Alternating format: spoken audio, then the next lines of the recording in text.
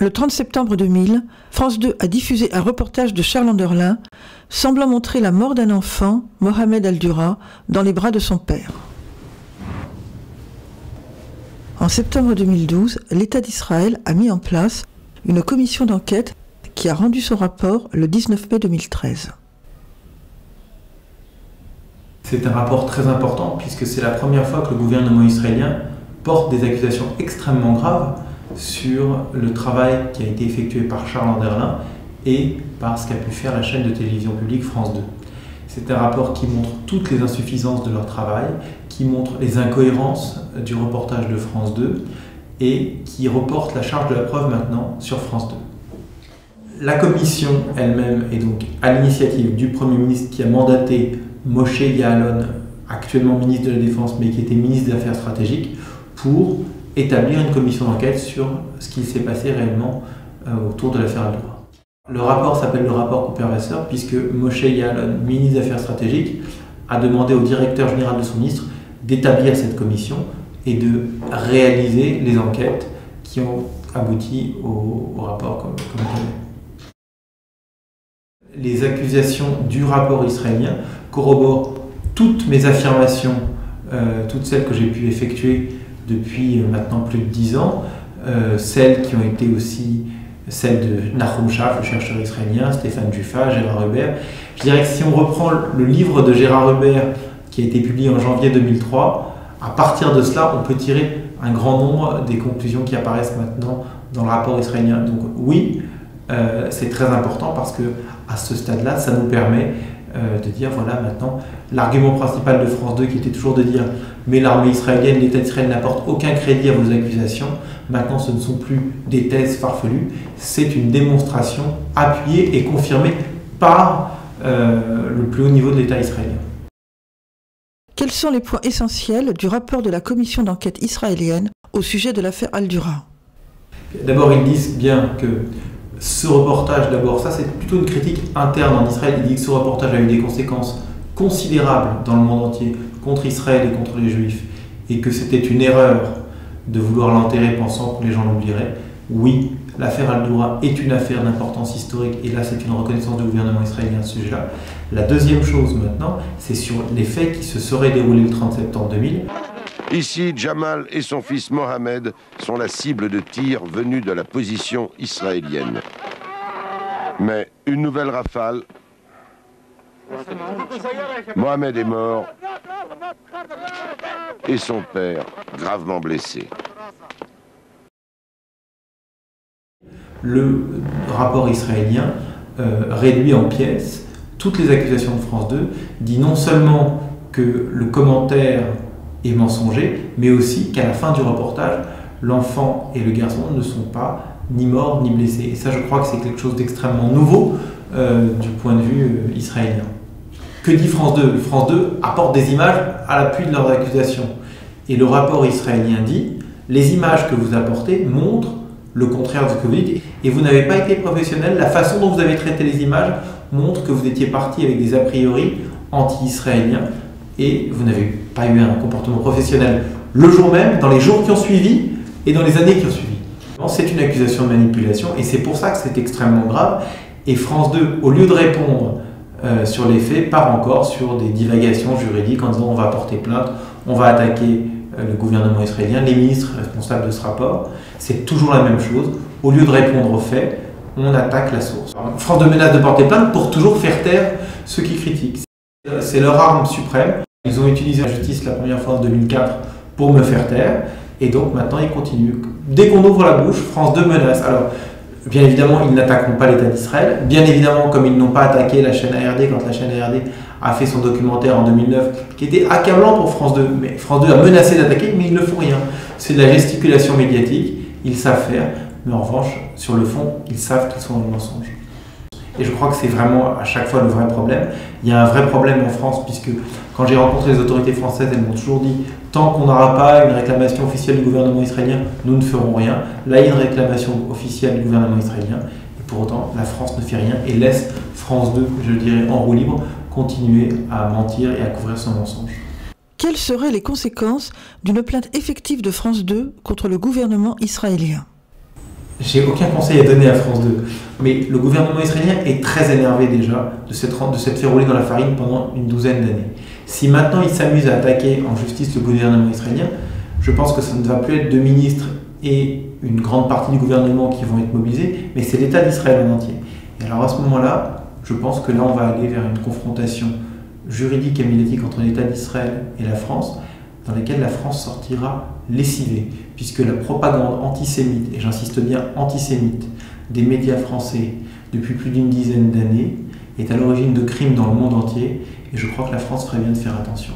Et d'ailleurs, je porte ces accusations très graves contre les médias d'État français, que ce soit l'agence France Presse ou France Télévisions.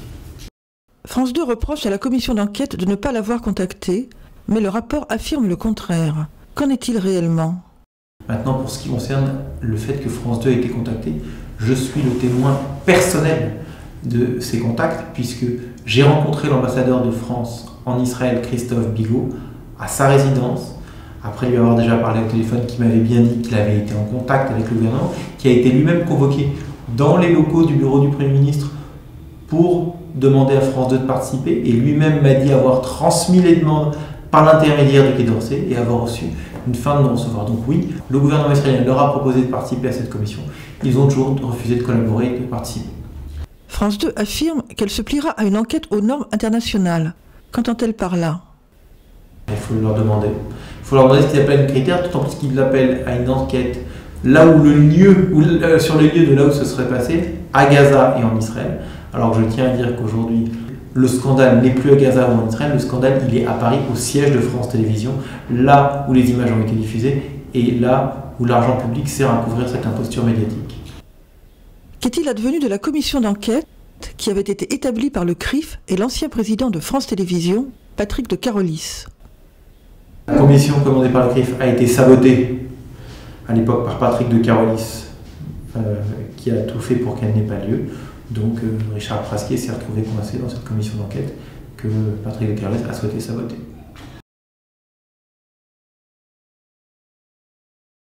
Pourquoi l'État d'Israël a-t-il attendu si longtemps pour réagir ? En Israël, il y avait d'abord cette incrédulité. Pour eux, c'était impossible qu'une télévision, d'autant plus publique française, puisse se prêter à ce genre de choses. Donc ils n'ont pas compris. Et puis ensuite, le temps, l'habitude, la résignation, en disant de toute façon, ils continueront toujours à nous salir. La commission s'est constituée à partir de septembre 2012, donc 12 ans après les faits. Pourquoi si longtemps après ? D'abord parce qu'au tout début, quand on a dit, d'autres avant moi et moi, quand on a dit c'était une mise en scène, l'establishment israélien a refusé, il n'a même pas regardé les éléments qui semblaient apporter la preuve de la mise en scène. La deuxième chose, c'est qu'une fois que les gens ont été commencé à être convaincus du fait que c'était une mise en scène, il y en a d'autres qui ont dit mais c'est trop tard, on s'en fout, c'est trop vieux, les gens l'oublieront. Puis progressivement, on a vu que ces images continuaient à vivre d'elles-mêmes, continuaient à avoir des effets désastreux sur l'État d'Israël, et donc ça a conduit certains officiels israéliens à s'y réintéresser. Maintenant, par la suite, l'élément, je dirais, catalyseur de ce rapport, c'est l'assassinat à Toulouse des enfants juifs à l'école Otzar Torah. Et là, le gouvernement israélien, après avoir entendu les propos de Mohamed Merah qui disait Mohamed Merah a tué les enfants juifs pour venger les petits enfants palestiniens de Gaza, et que certains de ses petits camarades sont allés à la télévision pour dire que c'était pour venger Mohamed Al-Doura, alors à ce moment-là, les Israéliens se sont dit ok, très bien, ceux qui nous disaient que ces images continuent à avoir un impact très fort avaient raison, et donc maintenant on va enquêter dessus pour corriger cet impact.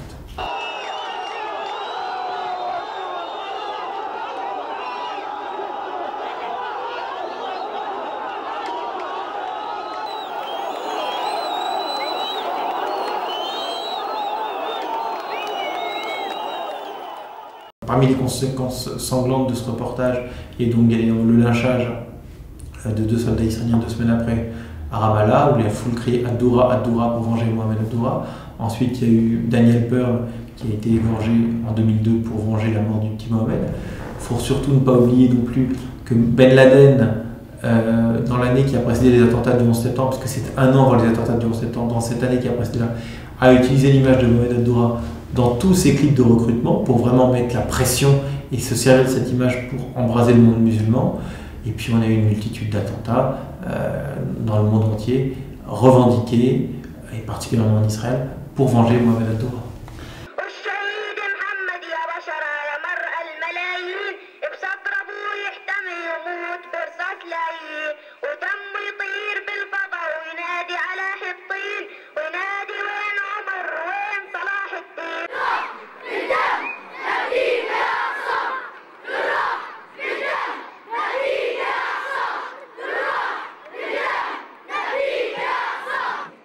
Y a-t-il en Israël une réelle prise de conscience de l'importance stratégique de lutter contre la propagande?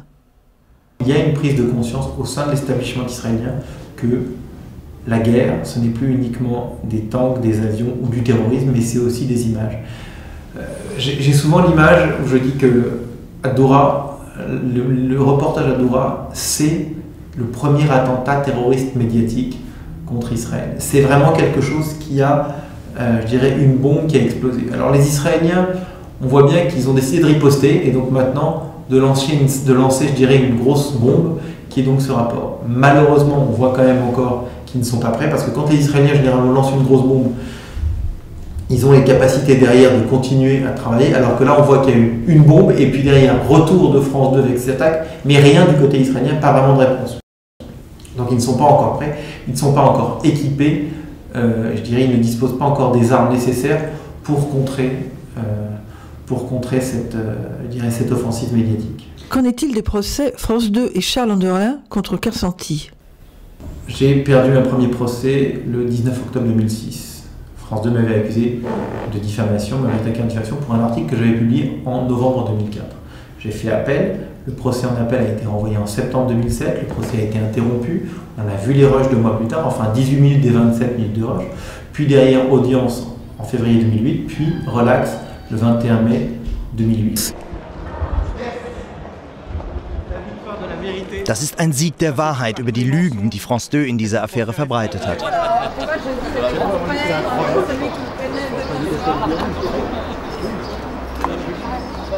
Grande victoire, sauf que France 2 s'est pourvu en cassation.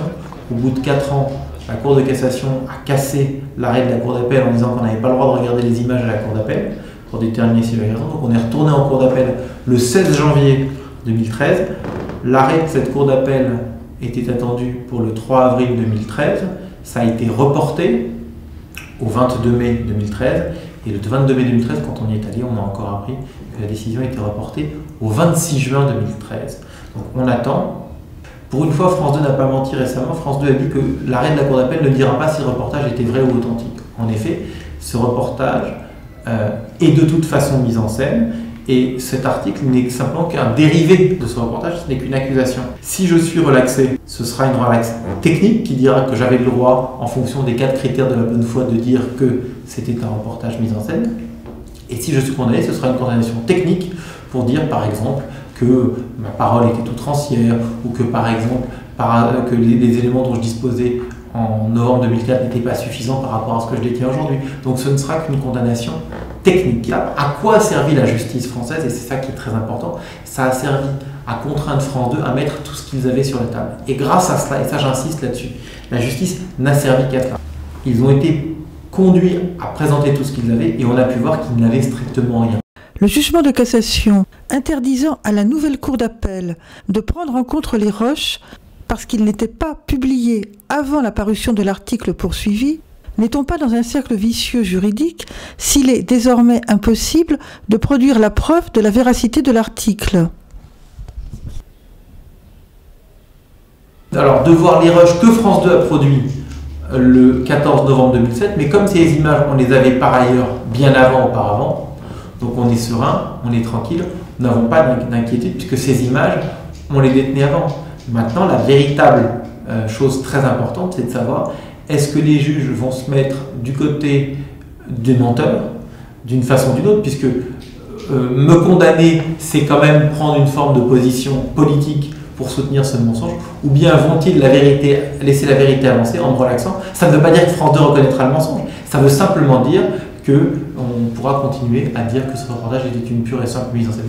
D'ailleurs, et je souhaite conclure là-dessus, si jamais je venais à être condamné le 26 juin 2013, je publierais immédiatement le même article que j'ai publié en novembre 2004 avec les mêmes accusations et même j'irais encore plus loin pour bien montrer qu'en fin de compte, ce qui a été condamné, c'est une condamnation, ce qui aura peut-être été condamné, c'est une condamnation technique vis-à-vis de la loi de la diffamation française, mais que cela ne prouve en aucun cas que le reportage est authentique. Si je suis condamné, ça ne rajoutera pas du sang sur le corps des soi-disant victimes, ou sur les murs, ou sur leurs vêtements, ou que ce soit. Cela n'empêchera pas l'enfant, une fois qu'il est soi-disant mort, de lever le coude, tourner la tête en direction du caméraman et baisser le coude. Tout cela reste. Donc les éléments sont là, la preuve de la mise en scène existe. Moi j'attends sereinement que la société française, je dirais, évacue cette infamie. Alors,